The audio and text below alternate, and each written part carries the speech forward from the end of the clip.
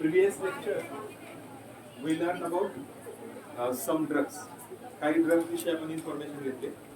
Out of that पहिले काय होते ऑपिओइड्स, ऑप्टेन फ्रॉम ऑपियम पासून मिळवतो आपण. त्याच्यानंतर दुसरे cannabinoids, opium poppy plant, papaver somniferum. Second cannabinoids, cannabis sativa. मग त्याच्यात भांग, गांजाचा रस वगैरे. पहिले ऑपिओइड्स मध्ये मॉर्फिन, हिरोईन वगैरे. त्याच्यानंतर थर्ड होतं कोकेन, ते अल्कलॉइड्स, प्लांट अल्कलॉइड्स असतात. अल्कलॉइड्स काय आहेत मोस्टली, दे आर स्टिम्युलंट. ते स्टिम्युलंट असतात म्हणजे नर्वस सिस्टीम स्टिम्युलेट करतात. ऑपिओइड्स डिप्रेसंट, ते तुमची नर्वस सिस्टीम डिप्रेस करतात. And that is why feeling of relaxation, calmness, drowsiness, sleepiness असं असतं.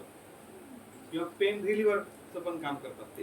कारण नर्वस सिस्टीम स्लो जर झाली तर पेन रिलीव्ह होतात. त्याच्या अगेन्स्ट, ऑपिओइडच्या अगेन्स्ट कोण आहेत, स्टिम्युलंट म्हणजे प्लांट अल्कलॉइड्स. आपण कोकेन वगैरे बघितलं. आता हे थोडे जनरल ड्रग्ज आहेत. त्याच्यामध्ये बार्बिच्युरेट्स आर द बार्बिच्युरिक ऍसिड, त्याचे बार्बिच्युरिक ऍसिड चे प्रॉडक्ट आहेत. एम्फेटामाइन हा सिंथेटिक आहे. बेन्झोडायझेपाइन हा पण सिंथेटिक ड्रग आहे. तर हे मोस्टली हे दोघं स्लीप पिल्स मध्ये असतात.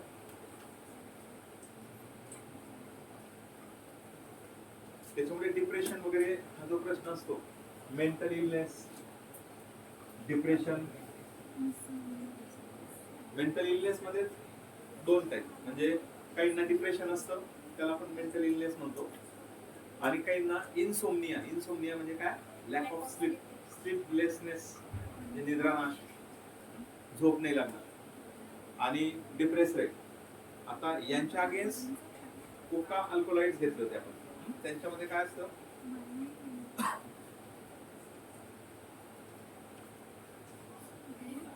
हा ड्रगच्या नादी लागले तर असं असा फोटोग्राफ आहे. आता पुढे स्मोकिंग.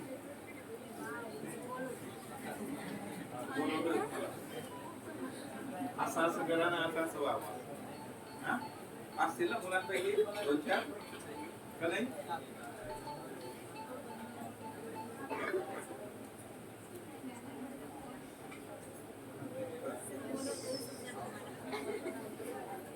तर स्मोकिंग. आता स्मोकिंग मध्ये नेमकं काय असतं, आपण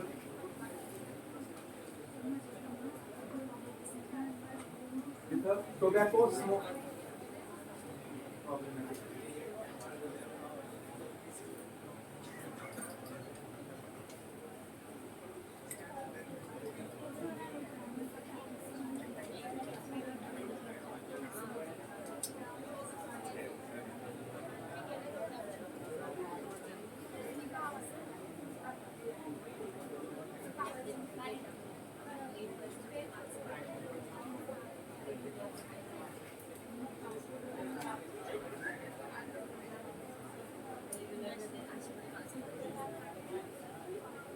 स्मोकिंग मध्ये टोबॅको स्मोक बर्न करतात, स्मोक जनरेट होतो. And for that different devices are use. Tobacco किंवा टोबॅकोचे प्रोसेस प्रॉडक्ट आपण वापरतो. त्याच्यामध्ये काय असतं, स्मोक जनरेट केला जातो आणि तो इनहेल केला जातो किंवा तोंडातून घेऊन नाकातून काढतात काही जण, किंवा तोंडातूनच बाहेर फेकतात. तर काय असतं, माउथ कॅव्हिटी मध्ये, our mouth cavity have a rich network of blood vessels as well as nasal cavity. And smoke contains nicotine. Nicotine is a alkaloid. हा अल्कलॉइड आहे, प्लांट अल्कलॉइड.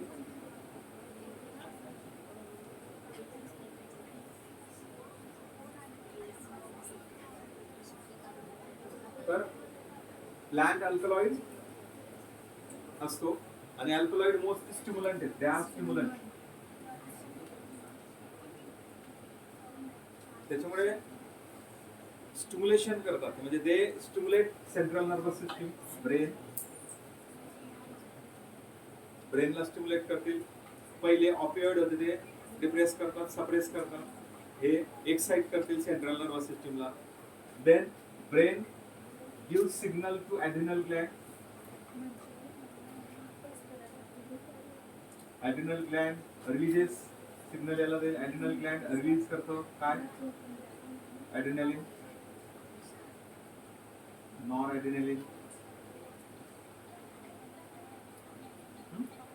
आणि मग हे असं सगळं झालं, ॲड्रिनलिन, नॉन ॲड्रिनलिन.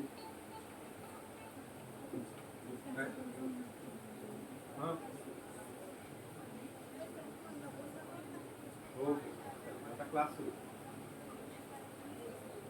ठीक. हां चालेल.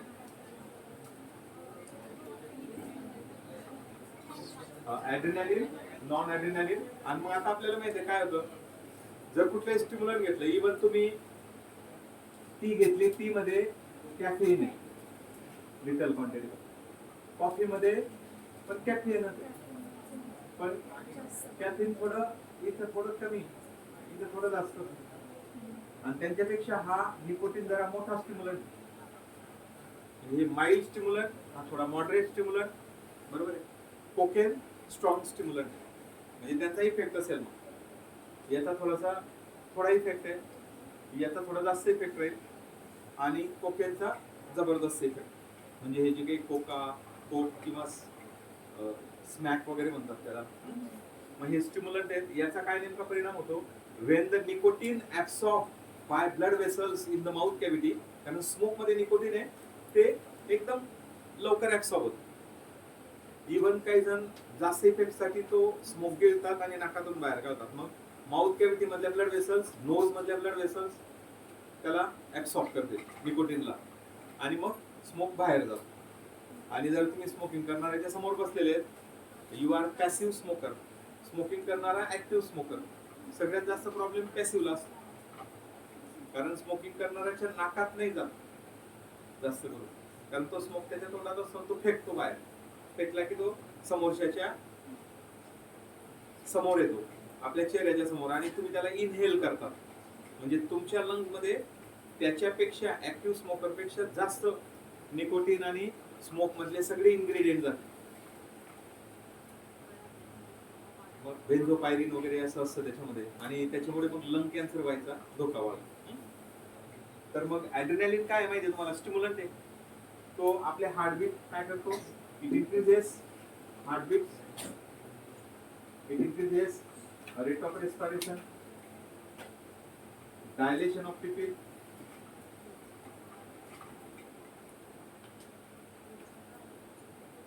आणि मग एक प्रकारचं सर्क्युलेशन. हार्टबीट वाढल्या की सर्क्युलेशनचा स्पीड वाढतो, थोडासा स्लाइट बीपी वाढतो, त्याच्यामुळे सर्क्युलेशन लवकर.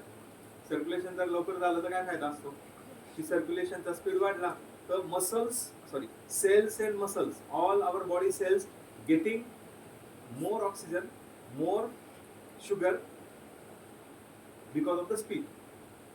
जसं तुम्ही पंक्तीत बसलेत लग्नाच्या, आणि वाढणारे जर लवकर येत आहे तर तुम्ही सगळं मिळतं, आणि एकदा वाढून गेले नंतर ते गायबच होऊन गेले, तुम्ही असं बघतच राहता. आणि नेमका तुमचा आवडता पदार्थ तुम्ही पहिल्यांदा मटकावून टाका, आणि मग तो दुसऱ्या पंक्तीत असतो, तुम्ही त्याच्याचकडे बघतात, असं होऊन जातं. मग काय झालं, ते तुम्ही वेटिंग करतात ना, तसं होऊन जातं. जर स्लो बीपी असेल तर सप्लाय स्लो होऊन जाईल, and cells getting less oxygen and glucose. Normal मध्ये नॉर्मल, आणि हाय बीपी मध्ये जास्त मिळेल. आता हाय बीपी असणं चांगलं आहे का? तर नाही, बीपी नॉर्मलच असतं. पण मग इथं तो आपण पर्पजली सबस्टन्स अब्यूज करून, याला ऍडिक्शनला काय म्हटलं जातं? सबस्टन्स. ऍडिक्शनचे डेफिनेशन घेऊ पुढे आहे. तर मग असं असतं की कुठलाही तुम्ही ती जरी घेतली तरी सेम राहील. इट गिव्ह स्टिम्युलेशन, तो स्टिम्युलंट आहे. ॲड्रिनल ग्लँडला स्टिम्युलेशन मिळेल, ॲड्रिनलिन नॉन ॲड्रिनलिन रिलीज करेल, त्याच्यानंतर तुमचं थोडंसं हार्टबीट वाढेल, थोडं रेट ऑफ रेस्पिरेशन वाढून जाईल, प्युपिल सहसा एवढे डायलेट होणार नाहीत, पण त्याचा इफेक्ट असा असेल की तुम्हाला रिफ्रेश वाटायला, थोडस का ऑक्सिजन आणि ग्लुकोजचा सप्लाय वाढून जातो, तो इथं थोडासा जास्त वाढेल. आणि समजा काही लोक स्मोकिंग करताना बघतात तुम्ही, ते कुठेतरी स्मोकिंग करतात, टी पण घेतात, स्मोकिंग करतात, टी घेतात, कॉफी घेतात, स्मोकिंग करतात, मग डबल डोस झाला. टी मधून तर कॅफिन, कॉफी मधून कॅफिन मिळणारच आहे, आणि सोबत निकोटीन पण एकावर एक फ्री देतात. म्हणजे पैसे पे करावे लागतात पण फ्री आहे ना. तो स्मोकिंग करायला गेला आणि सोबत कॅफिन पण घेतोय आणि थोडं थोडं निकोटीन पण जात आहे. मग तो 5 ते 10 मिनिटांमध्ये त्याला रिलॅक्स फील होईल. आता तुम्ही पण टी घेतली तर तुम्हालाही थोडंसं वेगळं वाटतं, कारण तुम्ही काय त्याच्यावर तुम्ही फक्त टी गोड लागते त्याला पिऊन घ्या असं म्हणून घेतात, पण त्याचा नंतर काय परिणाम होतो तो तुम्ही ऑब्झर्व नाही करत. टी घेण्याच्या अगोदर काय, टी घेतल्याच्या नंतर काय. टी पण पुन्हा प्रकार असतात, माइल्ड टी असते, नॉर्मल असते, स्ट्रॉंग टी पण बनवता येते. तर त्याच्यामध्ये टी लीव्ह वगैरे तुम्ही जास्त टाकले तर मग त्याच्यातून तुम्हाला ते मिळतं. मग टी पेक्षा कॉफी थोडीशी हार्मफुल असते, म्हणजे काय, थोडी जास्त स्टिम्युलेशन देते, त्याच्यापेक्षा निकोटीन जास्त स्टिम्युलेशन देते. मग काय होणार आहे की त्याला रिलॅक्सेशन आणि जो फटीग असतो तो कमी झालेला असतो,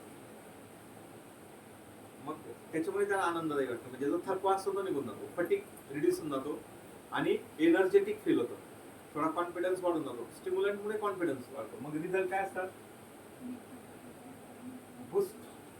बूस्ट द कॉन्फिडन्स, रिलॅक्सेशन पण वाढतो आणि रिड्युसेस फटीग. म्हणजे काही काम न करता पण थकतात, बसून बसून गप्पा मारून मारून, काही खड्डे खोदून पण थकत नाही. That is a state of mind. तुम्ही इथं बसल्या बसल्या क्लासला आलो तुम्ही, मग क्लास 2 तास बोर मारतात, 3 तास बोर, मग थकून जातो मेंटली. जे किती जसं काही महाराष्ट्रात नाही भारतात पहिले देत आहेत तुम्ही, इतकं जोरात घेतायत बुवा, सगळं जग विसरून आहे ना. असं काही नाही, मग ते मानसिक आहे तुमचं, तसं काही नसतं. तुमच्या ब्रेनची किती इफिशियन्सी किती, तुम्ही किती वापरतात. कुठलाच माणूस हा 12% 15%च्या वर ब्रेन वापरू शकत नाही. म्हणजे अननेसेसरी तुम्हाला तो तेवढा जास्त देऊन टाकलेला आहे. 2 to 12% ह्युमन बिंग, डॉल्फिन 20% वापरतो, तुमच्यापेक्षा जास्त डॉल्फिन वापरतो. आणि तुम्ही फक्त, आता तुम्ही किंवा मी ऍव्हरेज माणूस आहे ना, आपण इथं कुठेतरी 5-6% ब्रेन वापरतो. म्हणजे दिलेला आहे सुपर कम्प्युटर, आणि तुम्ही कम्प्युटर बी वापरत नाही, असं त्याचा मिनिंग. पण देवाला त्याचं वाटतं वाईट, काय करायचं, ब्रेन तर मोठा दिलेला आहे पण वापरत नाही, तसा काय इलाज नाही त्याला. आता ज्याला जे दिलेले आहेत तुम्हाला घरच्यांनी, काहीतरी एखादी वस्तू दिली, चांगलं बुक दिलं, चाल फिंगर टिप बॉयला जे घे बेटा 900 रुपयाचं आहे, परंतु स्वस्तात घेऊन टाक. पण तुम्ही अभ्यास करते, त्याचं काय, पुस्तक तर पडलंय ना, पण काही ना असं वाटतं पुस्तक आहे म्हणजे माझ्या डोक्यात आहे, ते रीड करावं लागेल, लक्षात घ्यावं लागेल, माइंड मॅप तयार करावे लागतील, मग तेव्हा तुमच्या डोक्यात घुसणार आहे. नाही तर ते शोला तर व्यवस्थितच आहे. तसं ब्रेनचं पण आहे. मग आपण ह्या सगळ्यांमधून काय, एक रिलॅक्सेशन, फटीग रिड्यूस करायचा प्रयत्न करतो आणि कॉन्फिडन्स बूस्ट होतो. कुठले स्टिम्युलंट. आता कोकेन का घेतात, मग त्यांना जास्त गरज असते. जसं मी सांगितलं की सेलिब्रिटीजला असं टिपिकल असतं काम, आणि ते जॉयफुल नसतं. शूट करणं हे जॉयफुल नाही. एखादी सिरियलची शूटिंग, मूवीची शूटिंग असेल ना, तर ती बिलकुल जॉयफुल नसते. त्याच्यामुळे तेच काम रिपीट रिपीट, तेच काम रिपीट रिपीट, तेच लोक, तीच order, light, camera, cut, repeat, बस तेच ऑर्डर. तुम्हाला मी तेच करा, अभ्यास करा, अभ्यास करा. आता करतात का तुम्ही? नाही करत. घरचे तेच सांगतात अभ्यास करा, म्हणजे उलट करतात, अभ्यास न करा, उलट्या मोड मध्ये जातात. तसं त्यांनाही विचारायला होऊन जातं, ते सांगतात ना, काय यांचं रेग्युलर दररोजचं हेच आहे, सकाळपासून संध्याकाळपर्यंत हेच बोलत राहतात. म्हणून मग त्यांना काय वाटतं, फटीग असतं ना, मग घेतात मुद्दाम. पण ते कसं असतं, डिपेंड, की तुम्ही जर फटीग स्वतःला मानतात, म्हणजे मेंटली आपण थोडीशी वीक असलो तर आपण करतो तसं की ठीक आहे, मला लगेच थकवा येऊन गेला. आणि जर समजा 12 तास काम करून एखादा म्हणतो मी चीअरफुल आहे, मला तर काही थकवा झाला, स्टेट ऑफ माइंड आहे. मग हे सगळं त्याच्याशी रिलेटेड. स्मोकिंग काही लोक करतात आजकाल. ऍड वगैरेच्या माध्यमातून तुम्ही सिगारेटचं पाकिट बघितलंय, त्याच्यावर काय पिक्चर असतं एकदम. ते पिक्चर बघून तुम्हाला कसं होईल, असं पिक्चर असतं म्हणजे कॅन्सर झाला तुम्हाला माउथचा वगैरे चिपचा, तर काय कंडिशन राहील तुमची, असं ते अगोदरच दिलेलं असतं पिक्चर. पहिल्यांदा फक्त cigarette smoking is injurious to health अशी एक छोटीशी पट्टी राहील आम्ही लहान असतो. नंतर ती ती स्ट्रिप मोठी केली, cigarette smoking is injurious to health. आता जो बिचारा ज्याला इंग्लिश येत नाही त्याला काय करणार आहे, परत चालू देईल, त्याला काय करणार ते सिगारेट स्मोकिंग. मग त्याच्यामुळे मग काय केलं फोटोग्राफर, कारण हे ऑर्डिनरी जो पिणारा ग्रुप आहे तो एक अतिशिक्षित उच्च ग्रुप, हाय सोसायटीचे. मग तिथं तर स्त्रिया पण पुरुष पण सगळे रपारप चालू देतात आणि आणि हाय सोसायटी म्हणतात तुम्ही, आणि एकदम लो सोसायटी त्याला इंग्लिश तर काहीच कळत नाही, त्याला पिक्चर कळतं बाबा. त्यासाठी पिक्चर आला मोठं, ते पण छोटं नाही एकदम मोठं. त्याच्या अगोदर विचार कर, म्हणजे आपोआपच ते पिक्चर बघून त्याच्या दिवसातून 2 सिगारेट कमी होऊन जातात. म्हणजे मी बघितलेले की एक पाकिट असतं ना ते दिवसाला कमी पडतं, 10-12 सिगारेट कशात ते पिऊन ते पण कमी पडतात त्यांना. एकदा घेतली लगेच 2 मिनिटं झाले लगेच तो काढतो रिकामा असला. कधी कधी अजून गप्पा मारतोय लगेच तिसरी पण काढ. 3 सिगारेटचा डोस आणि एकाच सिटिंग दिवसभरातून एक पाकिट किंवा त्याच्यापेक्षा जास्त उडवणारे आपण त्यांना चेन स्मोकर म्हणतो. आणि पिणारा असेल तर पट्टीचा दारुड्या म्हणतो, बरोबर आहे ना. तर मग हे सगळे रिझल्ट आहेत स्मोकिंगचे.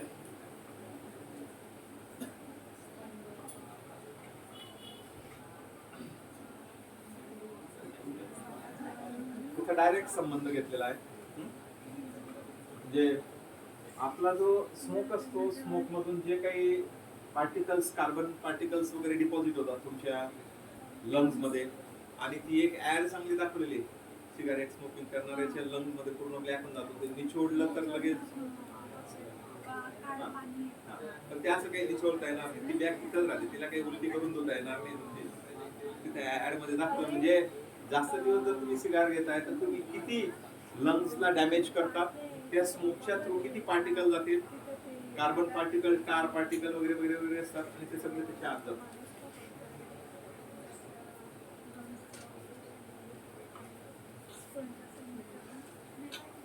आता जेव्हापासून हे लक्षात आलं की tobacco plant, leaves of tobacco plant if burn और शेव इट गिव्ह स्टिम्युलेशन, तेव्हापासून जसं तीचं पण तसंच आहे. ती जसं लक्षात आली की त्याचं फॉर्म्युलेशन करून पानं उकडवून जर आपण घेतलं तर आपल्याला स्टिम्युलेशन मिळतं. तर फार मोठी हिस्ट्री त्याची. 400 इयर्स अगो लोकांना माहित होतं टोबॅकोचा यूज. इट इज स्मोक, शेव और यूज ॲज अ स्नफ. म्हणजे तो स्मोकिंग करू शकतो, धूर घेतो, एक तर सिगार मध्ये टाकून, चिलीन मध्ये टाकून, कशामध्ये टाकून, त्याच्यानंतर तोंडात पण फटका मारतो. And use as a snuff, म्हणजे पूर्वी लोक तपकीर फॉर्म मध्ये तोंडाला घासायचे, तोंड घासायला तपकीर वगैरे वापरायचे, स्नफ स्नफ असायचे. तर तिची पण एक मशाल असायची. आता आपल्याला सांगितलं हे काय करतात, पण त्याच्यात टोबॅको क्रश करून पावडर केलेली असायची, बाकीचे इन्ग्रेडियंट असायचे. मग त्याच्यामुळे ती तपकीर लावताना एक स्पेशल सेन्सेशन त्यांना मिळायचं, ते रिचार्ज, फ्रेशनेस मिळायचा, त्याच्यावर कोण अजून ती घ्यायची, म्हणजे एकदम रिचार्ज होत नाही. बॅटरी डाऊन असायची ना, तर ती ऍक्च्युली सकाळी उठल्यावर बॅटरी फुल चार्ज पाहिजे, पण तुमची डिस्चार्ज होत नाही. मग पुन्हा चार्जिंग उठल्या उठल्या चार्जिंग करतात मोबाईल सारखे. म्हणजे तिघ फॉर्म मध्ये आहे, स्मोकिंग, चेविंग अँड स्नफिंग. काही जण नाकातून पण घेतात. पूर्वी नाकातून थोडी थोडी, म्हणजे जर अशी सवय नसेल तर काही अशा तपकीर असायचे की ज्या इनहेल केल्या जायच्या, थोड्या चिमूट मध्ये घेऊन असं सांगायचं. म्हणजे जसं ते स्नॉटिंग करतात ना ड्रग हिरोईन वगैरे असेल नाकातून अशी हे करून घेतात, तसं ते डायरेक्ट चिमूटभर असं थोडी थोडी पावडर घ्यायची, ती नेझल म्युकोसाला जायची आणि हे बकल म्युकोसाला जाते जे तपकीर असेल ते, आणि दात पण साफ होणार. It contains many chemical substances like, सगळ्यात मेजर केमिकल काय आहे, निकोटीन आहे. अँड अल्कलॉइड म्हणजे हा स्टिम्युलंट आहे which stimulates the adrenal gland to release adrenaline and non-adrenaline किंवा noradrenaline, किंवा याला दुसरं नाव काय, इपिनेफ्रिन, नॉन इपिनेफ्रिन. याचं दुसरं नाव पुढे येईल आपल्याला.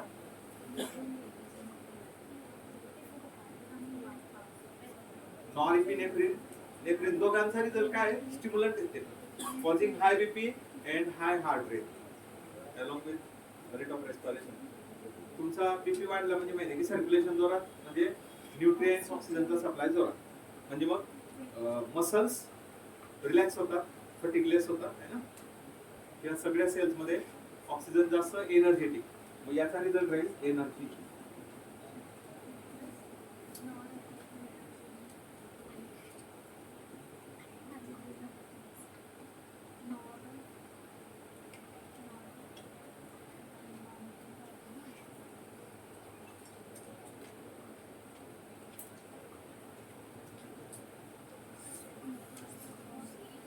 त्याची इम्पॅक्ट घेतोय आपण. जसं स्मोक मुळे काय होणार आहे, निकोटीन अँड सम हायड्रोकार्बन्स, ते हायड्रोकार्बन जे असतात निकोटीन मधले,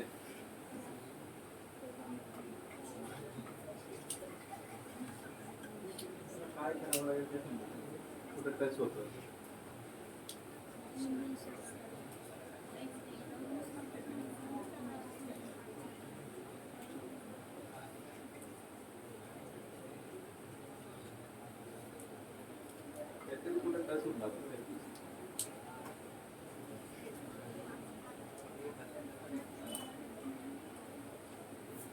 Cancer of lung.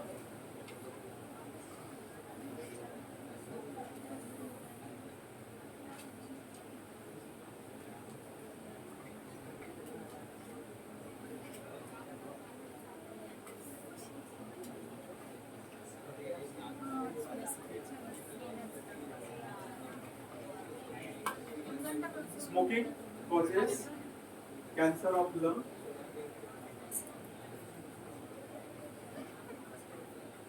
Lung cancer होईल, कारण स्मोक मधून नेमकं काय असतं, स्मोक मध्ये काय असतात, हायड्रोकार्बन्स. हायड्रोकार्बन्स असतात आणि मग तर हे हायड्रोकार्बन्स जसं बेन्झोपायरीन दिसतं का,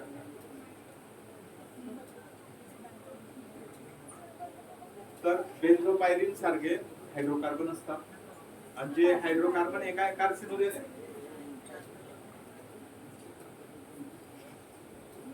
कार्सिनोजेन्स म्हणजे काय, कॅन्सर कॉझिंग एजंट.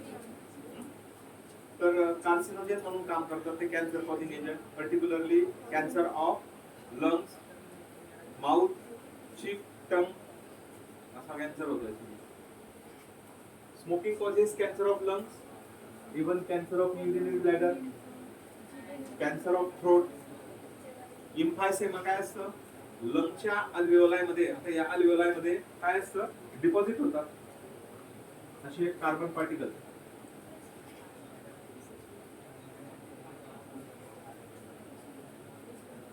हे पार्टिकल स्टार किंवा कार्बन हे डिपॉझिट होतात इथं, आणि त्याच्यामुळे डिस्ट्रक्शन अल्व्हेओलाई असा पाहिजे. Because of deposition of carbon and tar particles and other particles present in the, म्हणजे कार्बन रिलेटेड पार्टिकल असतात सगळे, ते जर डिपॉझिट झाले इथं स्मोक मध्ये येऊन त्या लंग अल्व्हेओलायला चिपकून जातात. त्याच्यामुळे काय होईल, डिस्ट्रक्शन ऑफ लंग अल्व्हेओलाई. लंग अल्व्हेओलाई जे नॉर्मली असे मोकळे पाहिजेत ते असे होऊन जातात, आणि त्यांची एक्सचेंज कॅपॅसिटी जी असते, म्हणजे अल्व्हेओलस माहिती आहे तुम्हाला, लंग अल्व्हेओलस म्हणजे एअर सॅक आणि खाली ब्लड वेसल असते, आणि इथं एक्सचेंज चालतं. Oxygen taken in and CO2 from blood vessel, blood vessel आहे आणि इकडनं फ्रेश एअर येते. Oxygen taken in, CO2 given out. हे गॅसियस एक्सचेंज म्हणजे डिफ्युजन इथं चालतं लंग अल्व्हेओलर लेवल. मग हा जो त्याचा स्क्वॅमस इपिथेलियम आहे, स्क्वॅमस इपिथेलियम गेट डॅमेज आणि त्या श्रिंक होणार. त्याच्यामुळे गॅसियस एक्सचेंज कमी होईल म्हणजे ऑक्सिजनचं डिफ्युजन कमी होऊन जाईल. म्हणजे लंगचे अल्व्हेओलाय, आता लंग्स मध्ये अल्व्हेओलाय भरपूर आहेत. किती असतात? 700 मिलियन आहेत. म्हणून मग फार मोठा नंबर आहे, लगेच जाणवणार नाही. तुमच्यामध्ये 1,00,000 तुमचे अल्व्हेओलाय डॅमेज झाले, लगेच नाही कळणार. जसा तो नंबर वाढेल तसं तसं हळूहळू जाणवायला लागेल, स्लोली, ग्रॅज्युअली. त्याच्यामुळे त्याचे जे सिम्पटम्स आहेत, बॅड इफेक्ट्स आहेत, ते फार उशिरा कळतात. जसं दारू पण आज घेतली लगेच तुम्हाला साईड इफेक्ट नाही दिसणार, त्याचे सिम्पटम लगेच दिसणार नाही. It text time. इम्फायसेमा घडलं काय? इम्फायसेमा म्हणजे काय? Actually damage alveoli, destruction of lung alveoli. Then bronchitis, trachea आणि ब्रॉन्कसला इन्फ्लमेशन, सूज, ही इन्फ्लमेशन असतं. Itis for inflammation to respiratory tract, trachea and bronchi. Coronary heart disease म्हणजे ही कोरोनरी आर्टरी आपली आणि हार्ट, म्हणजे हार्ट आणि हार्टच्या ब्लड वेसलचा डिसीज सुरू होतो, त्याला कोरोनरी हार्ट डिसीज म्हणतात. आणि गॅस्ट्रिक अल्सर्स म्हणजे डायजेस्टिव्ह सिस्टीम मध्ये स्मोकिंग करणाऱ्यांना अल्सरचा म्हणजे पहिल्यांदा ऍसिडिटी, ही तिसरी स्टेप आहे ulcer. First acidity, second hyper acidity, excess, and that leads to ulcer. पहिल्यांदा ऍसिडिटी होईल, मग ऍसिडिटी तीव्र स्वरूपाची असेल, सिव्हिअर, आणि देन अल्सर म्हणजे मग तुमच्या डायजेस्टिव्ह ट्रॅक्ट म्हणजे पर्टिक्युलरली स्टमक, गॅस्ट्रिक अल्सर आहे ना, स्टमकची जी लाइनिंग आहे, inner lining of the stomach, त्याला छाले पडतात, लेशन्स, आणि कधी कधी होल पण पडून जातात, परफोरेशन. तर गॅस्ट्रिक अल्सर सिव्हिअर असतं म्हणजे ऍसिडिटी, हायपर ऍसिडिटीच्या पुढं इन्फ्लमेशन, स्वेलिंग, वुंड फॉर्मेशन. पहिल्यांदा इन्फ्लमेशन होतं, स्वेलिंग होते, मग हळूहळू असे छाले पडतात, वुंड्स तयार होतात, आणि अजून त्याच्या पुढे कंटिन्यू झालं तर मग स्टमकच्या वॉलला डायरेक्ट होतो. And the food comes out, आणि जर फूड स्टमक मधून बाहेर आलं तर पॉइझनिंग होईल.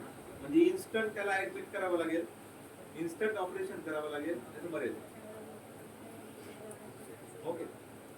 त्याच्यानंतर पुढे टोबॅको शेविंग. आता काही जण शेव करतात नुसतं तोंडामध्ये ठेवून. आता टोबॅको सारखा हार्मफुल सबस्टन्स आहे, तर तो दातांच्या आणि गाल असतात आपले चिक यांच्यामध्ये ठेवली जाते, या काही जण पुढे ठेवतात इथं ओठाच्या किंवा इकडे किंवा इकडे.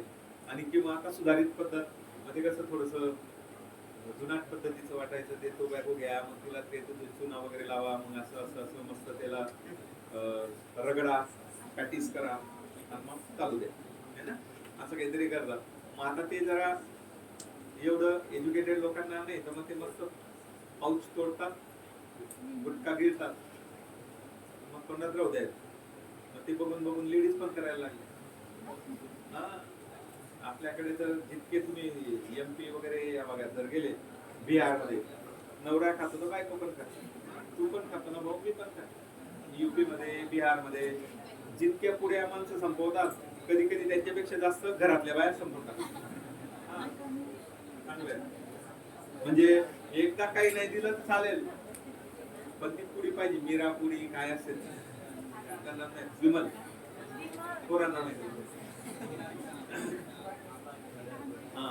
फेमस असतं. आता माहितीये का, पूर्वी 50 पैशाची, जशी ती इंट्रोड्यूस झाली मग 1 रुपयाची झाली, मग बंदी जेव्हा आली आता 10 रुपये. म्हणजे त्याच्यावर काय केलं, बॅन टाकून दिला आणि त्याचे टॅक्सेस वाढवून दिले. जसं सिगार आहे, सिगार मला आठवते की आम्ही लहान असताना 10 पैशाला एक सिगारेट मिळायची. हा, 10 पैशांमध्ये बिझनेस होता. पान खायचो आम्ही, 10 पैशाला 2 मिळायचे. 5-5 पैशाचं पान होतं लहानपणी. मला चांगलं आठवतं, 10 पैसे जर घेतले तर आम्ही 2 पान खायचो. जर समजा तेव्हा स्पेशल वाटतं ना ते काहीतरी, दुसरी तिसरी चौथीला असताना पान मोठे खात आहेत तर काहीतरी जसं स्मोकिंग करतात तरी लहान पोरांना असं वाटतं. तुम्हालाही वाटलं ते काहीतरी आहे वय असं असतं हो ना. ते पुढे तुम्हाला ऍडोलसन्स मध्ये येतं ते की लहान मुलं मोठ्यांना फॉलो करतात ना, त्याच्यात समजा ते असं असं करतात त्यालाही वाटतं आता आपण मोठं झालं की असंच करू, ते असं असं करतायत पण तो पण अगोदर ट्रेनिंग घेऊन टाकतो एखाद्या. त्याला जर समजा माचीस नसेल पाठवलं अरे घरातून काय जे असेल गॅसवर चुलीवरून पेटून आण, तो रस्त्यातच 1-2 कण घेऊन टाकतो. त्याला असं वाटतं गोड बिल लागत असेल मस्त लागत असेल, स्मोक तर खराब लागतो आणि मग तो येतो पळत असेल देऊन देतो आजोबांना वगैरे. मग ते पण चुकीचं असतं. म्हणजे म्हातारे लोक ते नातवंडांना कुणाला तरी सांगतात पेटून आण घरातून किंवा आग पेटी घेऊन ये. त्यांना माहित पडून जातो 2 गोष्टी, एक सिगार लागते, बिडी लागते आणि एक आग पेटी लागते. म्हणजे प्रोग्राम 2 राहिले की प्रोग्राम सुरू होतात. तर हा मग आणि तुम्ही आपण आपल्या मुलांच्या समोर ते जर घेत असेल तर त्यांच्यामध्ये तो संस्कार जातो अल्टिमेटली. आणि जर मुलांना ते निगेटिव्ह वाटतं तर नफरत पण असते. आता काही काहींचे पॅरेंट दारू पित असतं मुलांमध्ये एकदम नफरत असते आणि तो कधीच दारूला असतो.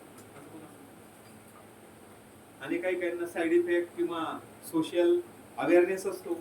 त्यांना माहिती आहे की सोसायटीमध्ये काय लोकांना आवडतं काय आवडत नाही, तुमची किंमत केव्हा होते जेव्हा तुम्ही नॉन ऍडिक्ट असतात. ऍडिक्ट असते की तुमच्याकडनं काम करून घेऊ शकतात ते, त्यांना जे पाहिजे ते चुकीचं काम होऊ शकतं. कारण काय त्याला माहिती याला दारू लागते, याला दारूची बॉटल दिली की हा काही पण करू शकतो. हळूहळू त्याला बरोबर कन्व्हिन्स करतात, ते आणतात आणि मग पार्ट्या पुट्या 2-4 आणि मग नंतर होऊन जातात. Tobacco chewing causes oral cancer. आता इथं कसं असतं जास्त करून tobacco remain inside the mouth cavity. मग तो माउथ कॅव्हिटीशी रिलेटेड कॅन्सर म्हणजे टंगचा चिपचा वगैरे कॅन्सर होऊ शकतो. त्याचं बेस्ट एक्झाम्पल आहे आपले शरद पवार साहेब. त्यांना गुटखा बनायचा ना तर स्पेशल बनवला जायचं. म्हणजे जे मोठे लोक आहेत त्यांच्यासाठी कंपनीला स्पेशल हे असायचं आणि खूप हाय ग्रेड केशर वगैरे टाकून फार हाय ग्रेडचा बनवला जायचा. म्हणजे त्याच्यात इन्ग्रेडियंट फार उच्च क्वालिटीचे असायचे, तरी त्यांना ती सवय पडून गेलेली होती की गुटखा खायचं आणि मग कॅन्सर झाला. तुम्ही बघतात ते बोलतात वगैरे तर, पण कॅन्सर लेट लक्षात आलं तरी इच्छाशक्ती खूप होती. म्हणजे म्हणजे भारतात उदाहरण दिलं जातं की कॅन्सर मधून बाहेर निघाला एखादा व्यक्ती तर शरद पवारांना डॉक्टरांनी सांगितलं, डॉक्टरांना सांगायचे ट्रीटमेंट वाले मोठमोठे जे ऑन्कॉलॉजिस्ट होते ते यायचे. आता शरद पवारांकडे काय जगातले जे मागवतील ते येऊन जाते, त्याच्यामुळे तो काही प्रश्न नाही ना. इन्स्टिट्यूट इतक्या 3-4दा मुख्यमंत्री राहिलेला माणूस, तो काही प्रश्न नसतो. जगातला जो टॉप मोस्ट ऑन्कॉलॉजिस्ट आहे तो मुंबईला येऊन ट्रीटमेंट देईल किंवा हे तिथं जाऊन अमेरिकेला घेऊ शकतात, ब्रिटनला घेऊ शकतात. आपल्या भारतात पण खूप अमेरिकेत ज्या लेवलची होते त्या लेवलची मुंबईला ट्रीटमेंट होते आजकाल. त्याच्यामुळे गरीब देश सगळे आपल्याकडे, इव्हन अरेबियन कंट्रीज मध्ये सगळे रिच लोक जे आहेत ते आपल्याकडे इंडियामध्ये येतात instead of going to America and Europe. कारण तेच त्यांच्या निम्मेमध्ये येऊन जाते. बायपास करायची तिथं काय रेट आहे आपल्यामध्ये निम्मे, आणि अजून पुन्हा वर्ल्ड क्लास सुविधा मिळतात. जे आता नवे हॉस्पिटल्स बघा तुम्ही 5 स्टार 7 स्टार हॉस्पिटल, म्हणजे तुम्हाला गेल्यावर वाटत नाही की इतकं ते भव्य दिव्य असतं आणि तेवढे हायटेक सुविधा पण असतात. आणि त्यांच्यातले जे मेन सर्जन आहेत डॉक्टर्स आहेत ते बऱ्याचदा बाहेर असतात, आठवड्यातून अर्धे दिवस किंवा 15-15 दिवस बाहेर जातात, 15 दिवस बाहेर राहतात, इतकी त्यांची डिमांड असते. तर त्यांना ते सांगायचे की तुम्ही चिंता करू नका, मला काही होणार नाही, तुम्ही फक्त ट्रीटमेंट. डॉक्टरला तेच पाहिजे असतं की पेशंटचा आत्मविश्वास किती. जसं मला करोना झाला, आता माझं काही खरं नाही, 2-3 दिवसात बसून जाईल. मला करोना झाला, करोनाचा काय मृत्यू रेट काय 1-2%, त्याच्यात मी थोडी चालू आहे डॉक्टर ट्रीटमेंट, मला काही होणार नाही, एवढ्या मार्ग. तो करोना पण गावायला लागतो मधल्यावर, कारण अर्ध तुमची इच्छाशक्ती, तुमची मेंटल पॉवर, इंटरनल स्ट्रेंथ ती तुम्हाला वाचवते. कॅन्सर किंवा जी अशी क्रोनिक डिसीज आहेत ना यांच्यामध्ये दुर्दम्य इच्छाशक्ती असते. तर ते बाहेरचे पण ॲब्रॉडचे डॉक्टर यायचे ते एकदम इम्प्रेस होऊन जायचे की असं पेशंट आम्ही जगात पहिल्यांदा बघतो.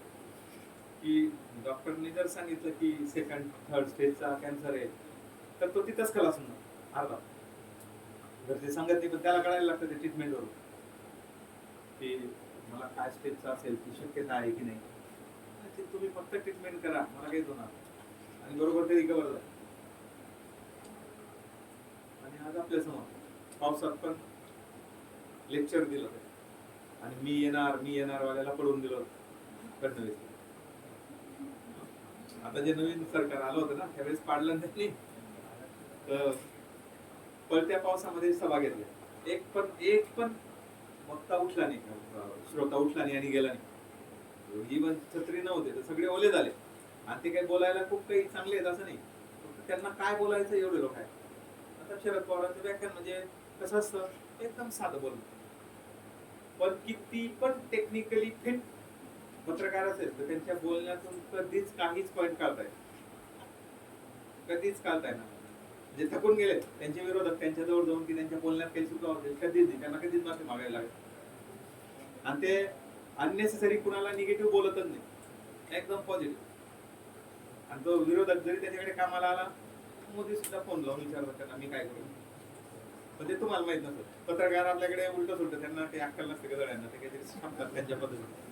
मोठमोठे असतात ते सगळे गाईडलाईन मागतात त्यांच्याकडे की काय करायला पाहिजे काय नाही करायला पाहिजे. फडणवीस बसवणार होते, शरद पवारांनी सांगितलं याला बसू दिलं, तुमचं सरकार टिकणार नाही, लगेच शिंदेना बसून. तुम्हाला काय माहित पडतं, फक्त शिंदे झाले. फडणवीस होणार होते ना, 50 वाला होऊन गेला आणि 100 पेक्षा जास्त आमदारवाला नाही झाला ना मुख्यमंत्री, आणि 50 पेक्षा कमी वाला होऊन गेला. कोणी गेलं मला माहिती, तुम्हाला कोणी केलं. म्हणजे ते पण घेतलं जातं ना, मी सरकार बसवल्यावर ते चालेल का हे पण नाही ना. जर यांचं तिघांचं पाडून टाकलं तर त्यांचं नाही पडणार, ते करू शकतो, त्याच्या मागे माहिती असते. चला जाऊ. Tobacco coaching oral smoking increases. हा आता हे एक आहे काय की स्मोकिंग मुळे काय होईल, carbon monoxide content. Carbon monoxide content खूप असतं स्मोकिंग मध्ये. कुठलंही काही बर्निंग केलं तुम्ही तर त्याच्यामध्ये कार्बन मोनॉक्साईड. कार्बन मोनॉक्साईड काय आहे, हा टॉक्सिक आहे टू अवर बॉडी. तो काय करतो, हिमोग्लोबिन बरोबर carbon monoxide reacts with haemoglobin आणि त्यांचा स्ट्रॉंग बॉन्ड तयार होतो. आता हे असं असतं मोस्टली O2CO2 ला, पण हे तिथं असं नसतं. कसं असतं मग,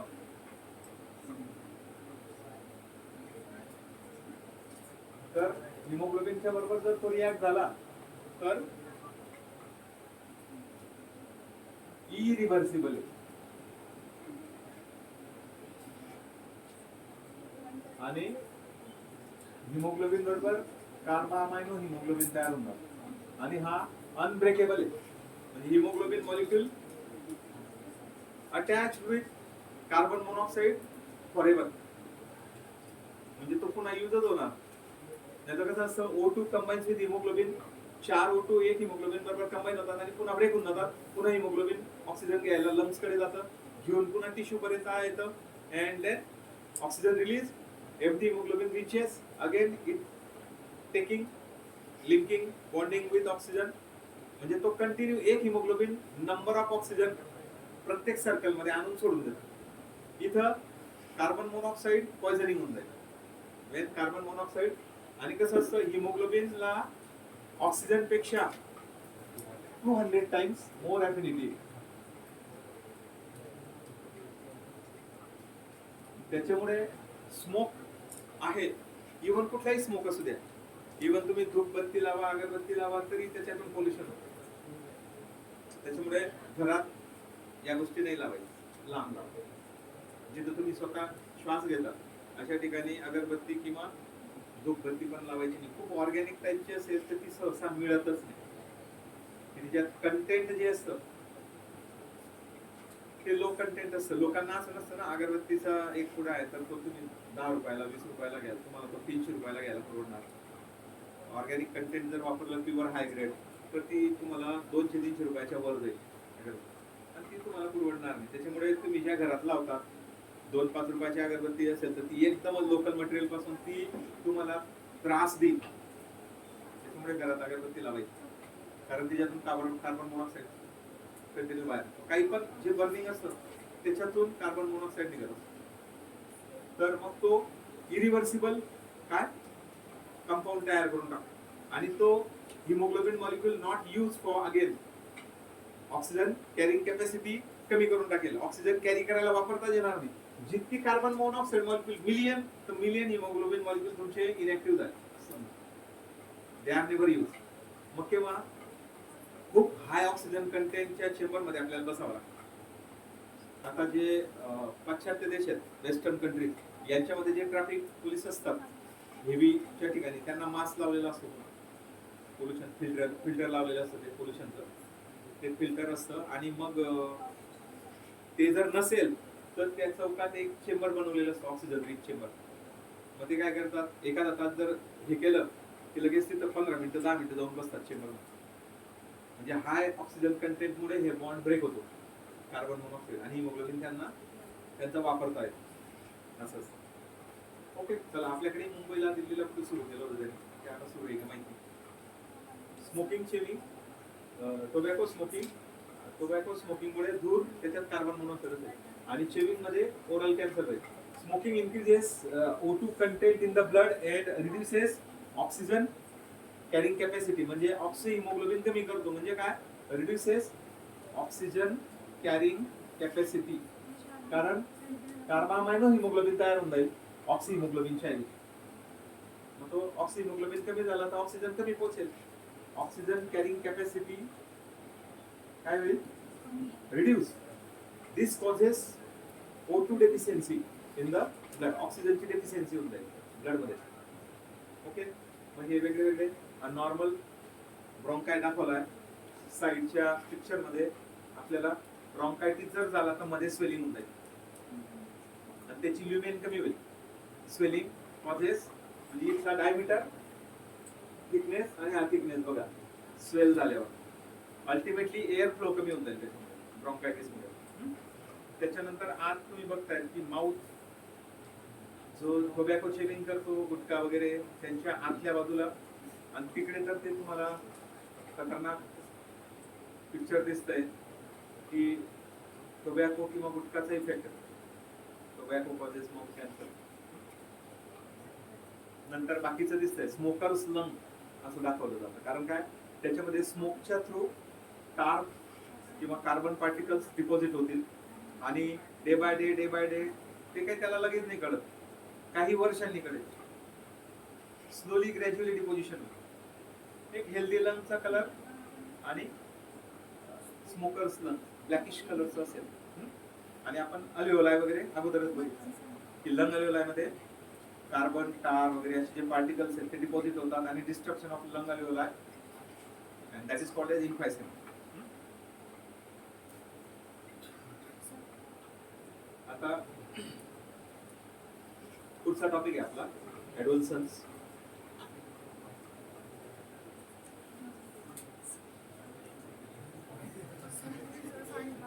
टाइम पण झालाय, 10:30 झाले. ठीक आहे.